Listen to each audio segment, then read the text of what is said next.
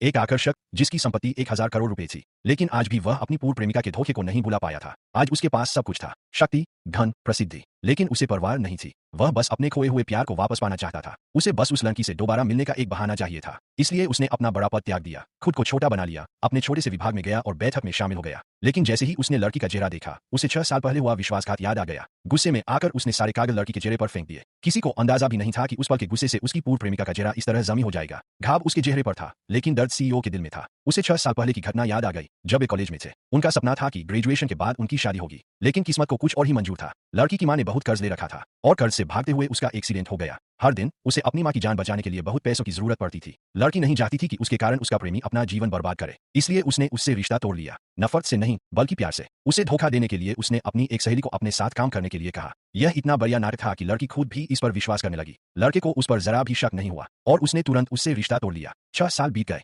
वह बेचारा लड़का अरबों डॉलर का सीईओ बन गया था। उसे लगा कि वह सब कुछ भूल चुका है, लेकिन हर रात जब वह अकेले में उन पुरानी यादों को देखता तो रोने लगता। उसकी आंखों में आंसू आ जाते। वह हर रात शराब पीता ताकि कुछ पलों के लिए उस लड़की को भूल सके। आखिरकार उसने अपने सहायक को बहुत सारा पैसा दिया और उस लड़की को अपनी कंपनी में रख लिया ताकि वह फिर से उसके करीब आ सके। लड़की उसे देखकर हैरान रह गई, लेकिन अब वह खुद को उसके लायक नहीं समझती थी। इसलिए उसने नौकरी छोड़ने की कोशिश शुरू कर दी, लेकिन लड़के ने पहले ही सब कुछ तय कर लिया था। उसने जानबूझकर ऐसी शर्तें रखी कि वह नौकरी न छोड़ सके। लड़के ने लड़की की सौतेली बहन को अपनी प्रेमिका बनाकर बदला लिया। फिर उसने लड़की के सामने पैसे फेंक दिए और उसे अपने जूते उतारकर अपनी बहन के लिए रखने को कहा। लड़की को याद आया, उसके पूर्व प्रेमी ने उसके साथ ऐसा व्यवहार कभी नहीं किया था। एक बार तो उसने बस इतना कहा था कि उसकी ऊंची एड़ी के जूते उसके पैरों में चुभ रहे हैं। तब लड़के ने खुद अपने जूते उतारकर उसके पैरों में पहना दिए थे। उस दृश्य को याद करके लड़की का दिल फिर पिघल गया। वह वापस लौटना चाहती थी, लेकिन अपनी पुरानी गलती को देखकर वह कुछ कह नहीं सकी। उसी रात सीईओ खुद उसके कमरे में गए। उसने लड़की से सिर्फ एक बार माफी मांगने को कहा, फिर वो सब कुछ माफ कर देगा। लेकिन लड़की चुप रही, उसने कुछ नहीं कहा। अगले दिन सीईओ जानबूझकर उसे सप्लायर की पार्टी में ले गया और उसे उनके साथ पीने को कहा। जब लड़की ने पीना शुरू किया तो सीईओ खुद को रोक नहीं पाया।